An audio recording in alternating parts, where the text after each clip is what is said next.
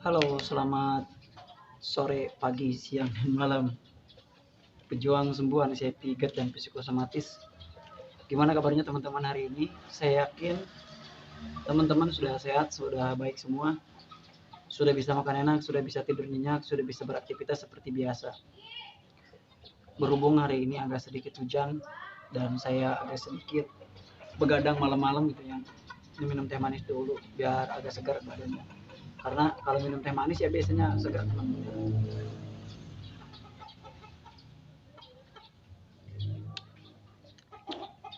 Oke, teman-teman, doa yang terbaik mudah-mudahan teman-teman hari ini sudah bisa lepas, mengurangi anxiety disorder, mengurangi GERD-nya, mengurangi segala keluh kesah yang dirasakan teman-teman mungkin saat-saat ini gitu kan.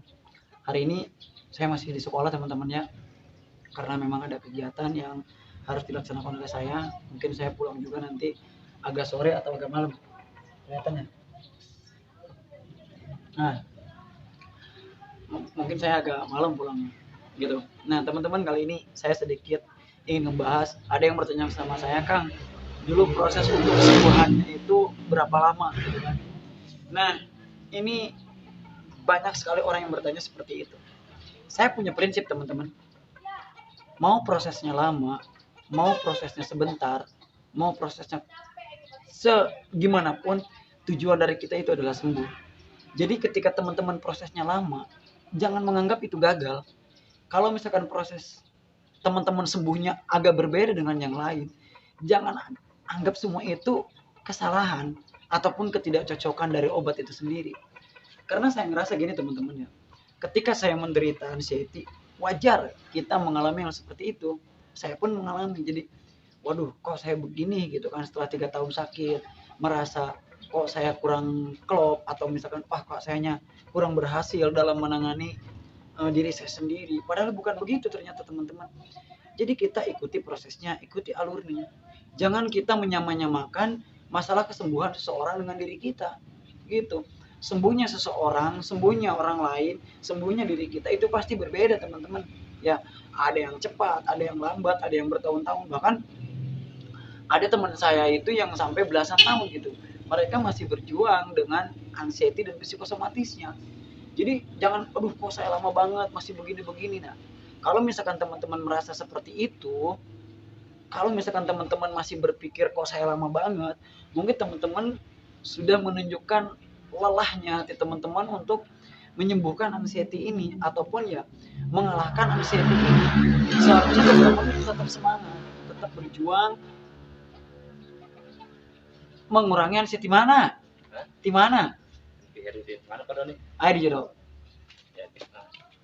Ya, jadi mengurangi anxiety seperti itu ya teman-teman. Kalau misalkan kita, oh udah kalah, oh saya terlalu lama, udah dan sebagainya, itu jangan seperti itu. Saya harap teman-teman ketika memang teman-teman ada yang dirasa, kemudian ada ya sensasi mencolek, biasa aja, nggak usah dipikirin. Kemudian kita misalkan ikuti aja prosesnya, ikuti alurnya. Nanti lama-lama teman-teman akan merasa baikan. Lama-lama teman-teman akan ya berkurang sensasinya. Seperti itu yang saya rasakan begitu, teman-teman. Jol Tiburi mobilan di mana? Acara naon gitu? Persiapan ngaji NU kecamatan. Oh. Nah, jadi begitu ya, teman-teman. Jangan sesekali kita itu menyamakan kesembuhan dari orang lain untuk kita, dari kita untuk orang lain. Karena gini teman-teman, prinsipnya lain dapur, lain masakan, lain lidah gitu kan, lain selera orang. Itu. Jadi kita pun sakitnya begitu. Kadang kita sakit, ada yang sebentar memang kan penyembuhannya, ada yang lama penyembuhannya. Itu udah prosesnya. Jadi udah kita seperti itu. Saya dari pertama SMA ngerasain anxiety sampai dengan tahun 2016, berapa tahun. Saya SMA itu tahun 2003 teman-teman, sampai 2016 itu parah-parahnya.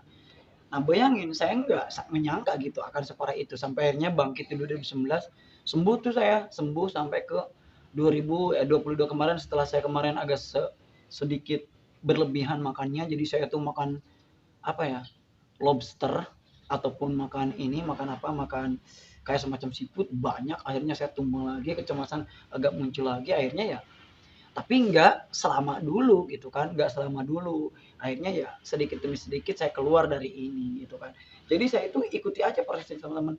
Ikuti proses saya berobat iya, berdoa iya gitu kan. Kemudian kita bersosialisasi iya gitu kan. Jadi kita jangan memikirkan kok minum ini saya nggak sembuh, kok berobat di sini saya nggak sembuh, kok berobat ke sini nggak sembuh. Nah akhirnya kita bukan mengikuti prosesnya, justru yang ada kita semakin terbebani dengan pikiran kita yang ingin sembuh. Ngeteh dulu. Enak nih kalau sore-sore minum teh gini ya. Ini teh celup. Oke, pokoknya gitu teman-temannya. Kita tinggal ikuti prosesnya. Jangan membanding-bandingkan kesembuhan kita dengan orang lain. Prosesnya lama atau tidak, yang penting kita ikuti prosesnya agar kita ketemu yang terbaik itu yang mana gitu. Oke, itu saja, salam sembuh dari saya. Wabillahi taufiq wal hidayah. Wassalamualaikum warahmatullahi wabarakatuh.